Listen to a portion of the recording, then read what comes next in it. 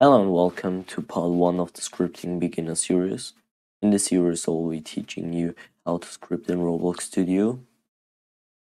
Okay, so once you open Roblox Studio, you will start at the My Games tab. Please click on New.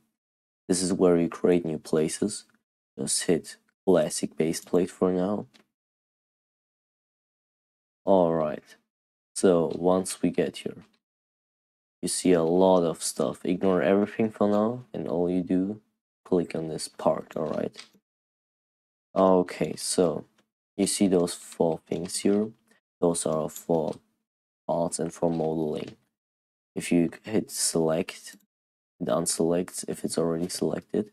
Hit it again to select. Or Control 1, Control 2, Control 3, and Control 4. Control 1 will be selecting select, Control 2 move, Control 3 scale, and Control 4 rotate, but you don't have to remember that. Alright, using select you can select parts and move them around easily.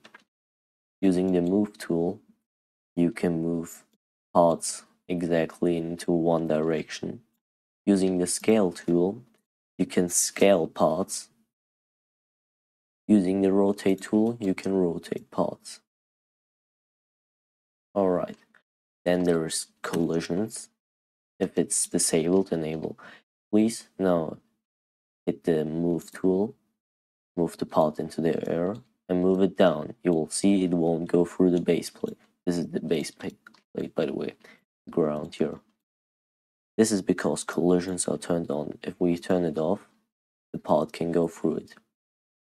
Alright. Then there is part. This is how you make new parts. Hit the arrow. You can see block, sphere, wedge, corner, wedge, and cylinder. Those are the 5 shapes you can select. Part is the default one, I mean block. Then there is color. This is the brick color, to be exact. It's a little like a basic color picker for your parts. Just hit some parts. There's some brick color. This is really red. You can see it here. The properties. We will go over this later. Then there is group, lock, and anchor. Anchor is the only important one for now. Hit anchor. Now hit play. You will see the part doesn't fall, and that has a reason. That's because the part is anchored. If it is not anchored, it will fall to the ground once we start. Then hit the model tab.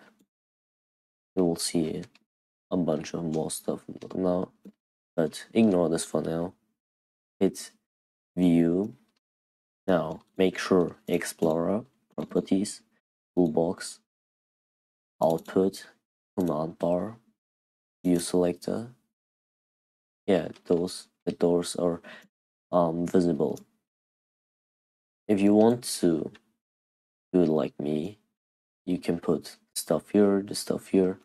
I put properties left because I like it like this, but if you want to move them around, just hold them. You can now set it.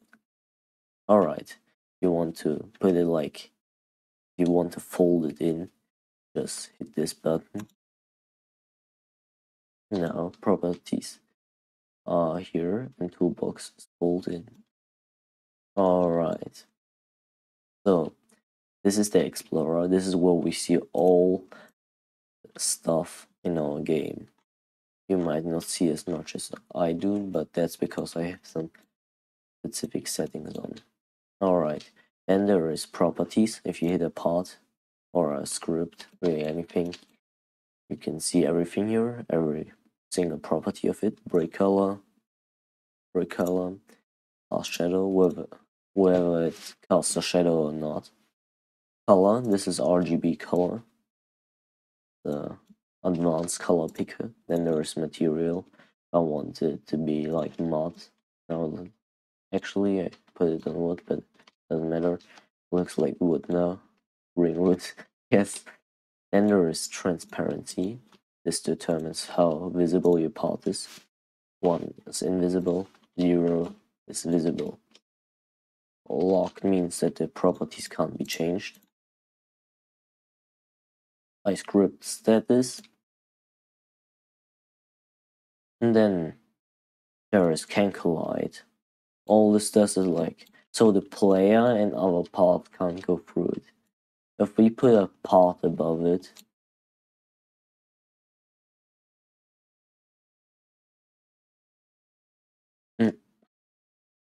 and now we now disable can collide on this part, start the game, but first anchor this bottom part, then this will fall, it will fall, and then fall through it since can collide is disabled. The same is for players. Then there is can query and can touch, but you don't have to follow with these.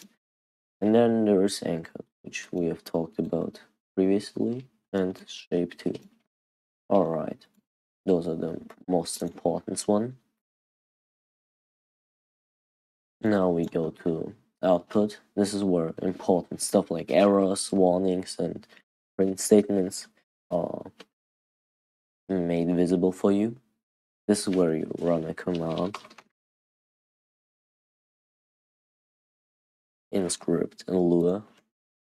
That means, and there's toolbox. This is where like a marketplace for free models, etc.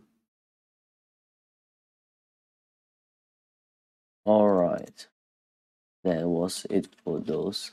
Besides the view selector, but you don't have to bother with that right now. It's basically a vector free view X, Y, Z, however, we'll see later. Then there is specific keybinds like Control D, this just copies it, Control X for cut, Control V for paste, and Control D for duplicate. Then if you hold Shift and zoom, like with your mouse scroll thing, or just W, A, and S, D, like how you move in Studio, you move slower. If you hold Shift while using the scale tool, your part gets bigger in every direction. Gets rescaled into every direction. Alright, now here's a few more apps, but you can ignore them for now. Then there is File, hit that, then hit Studio Settings, and this is where you set all the stuff, all the studio settings. You see? All the stuff is here. You don't have to do this. Then, now hit File, Publish to ROBLOX. This is where you put the name, this is the description of the game, and you should disable this.